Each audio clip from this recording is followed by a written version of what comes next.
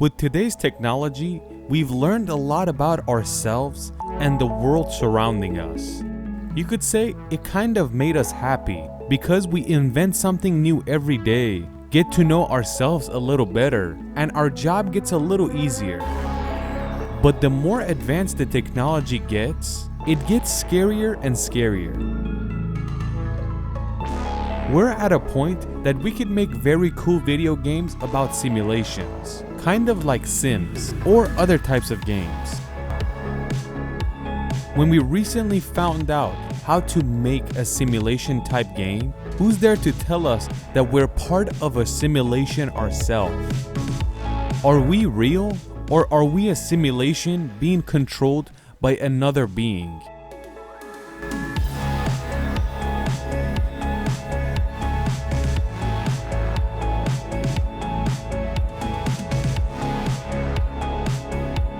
If the rules of the universe are as we know it, something like a simulation is pretty much impossible.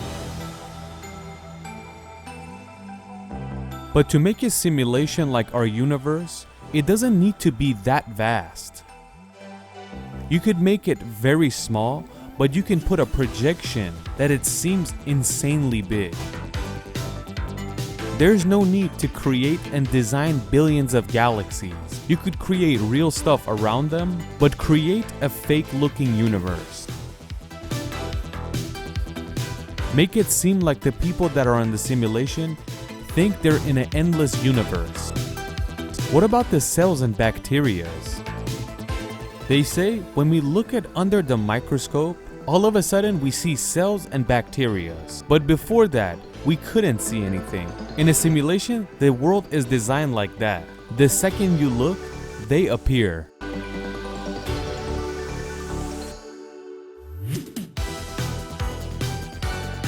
Technology says when you're creating a type of simulation, you have to make the player think that they're in a real world. But let's move on. I'm suspicious myself. Are we in a simulation as well? Tell you the truth, we don't know. But if you ask me, these are all theories. It could be real, but it could also be very fake. So anything we're saying, don't take it seriously. These are just ideas and theories. To create a simulation, 5 things need to happen. The first thing that needs to happen is that we can create a consciousness. But what does consciousness even mean? Tell you the truth, nobody knows. We know what it is, but we really don't know what it is.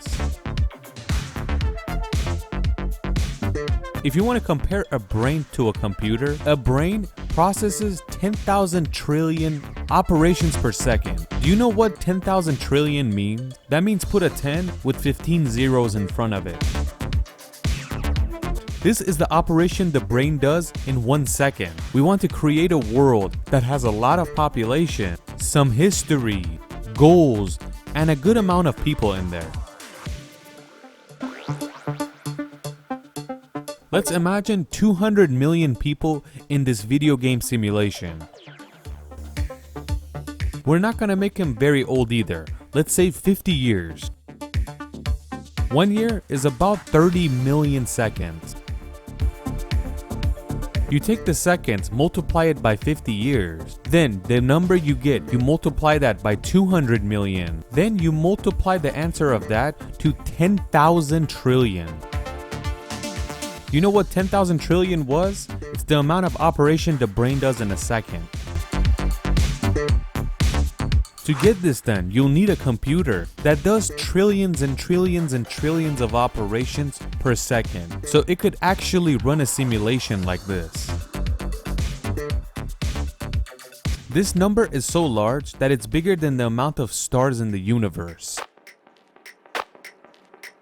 The computer that has to get this done will burn out the first second it starts. For this to be possible, the computer technology has to be unbelievable.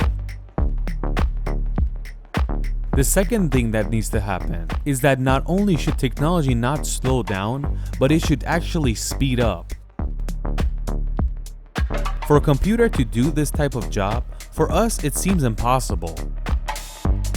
But there are concepts. The Matryoshka brain. This computer, just like the Dyson sphere, gets around a star and uses all of the energy from that star. Theorists say with a computer like this, we could create millions of planet Earths and do all types of simulations in them. The third thing that needs to happen is that it shouldn't happen, and that's making ourselves extinct. In that case, we can reach the goal. But another thing is that if we do actually go extinct, we'll know that we're not a part of a simulation. The fourth thing that needs to happen is that our future selves actually want to get this done. When we think about the future, we really can't be accurate because we can't even imagine what will happen in 100 years. Forget about thousands or millions of years ahead. The future people of Earth will see us like we see ants today. So it's gonna be a huge difference between us. Maybe in the future, the idea of simulation might seem ridiculous, and they don't want to waste time to do something like that. But maybe one of those want to get this done. So there is a chance. So what is the fifth thing that needs to happen? The thing is, if we're able to create a simulation, the chances that we're in a simulation becomes very high.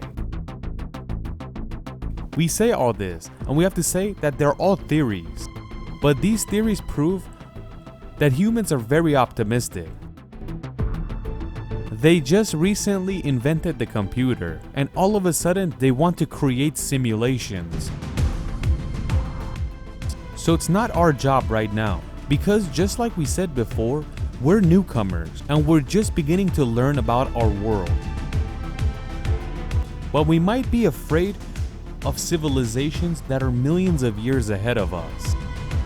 If they're here, they might have made us a simulation. But it's not important if we're in a simulation or we're not. We are a conscious creature and we can live our life. And the best part is we have free will.